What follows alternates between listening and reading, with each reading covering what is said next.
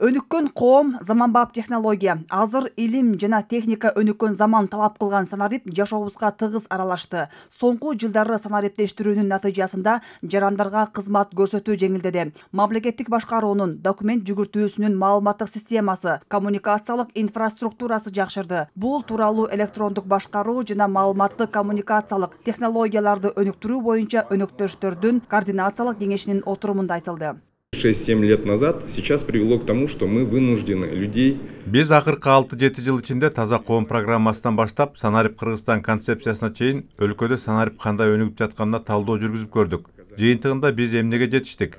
Биз эл аралык эксперттердин, адистердин, өнөктөштөрдүн тажрыйбасына таянып, санариптештирүү менен жарандарга электрондук түрдө сапаттуу кызмат көрсөтүүгө жетише алдык.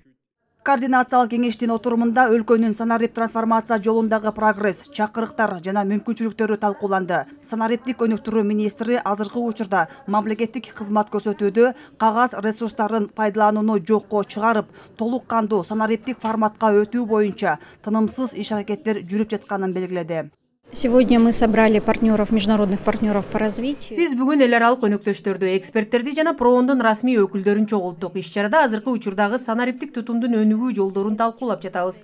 Мамлекеттик кызмат көрсөтүүдө коррупциялык жана адам факторлоруна, бюрократиялык тоскоолдуктарга бөгөт коюу максатында санариптик башкаруу технологияларын күчөтүшүбүз керек. Бүгүнкү күндө Кыргызстанда санариптик тармак туруктуу өнүгүүдө. Жарандардын жашоо турмушун жеңилдетүүгө багытталган санариптик долбоорлор иштелип чыгып, өз натыйжасын берүүдө. Анын арты менен калкка кызмат көрсөтүү жеңилдеди.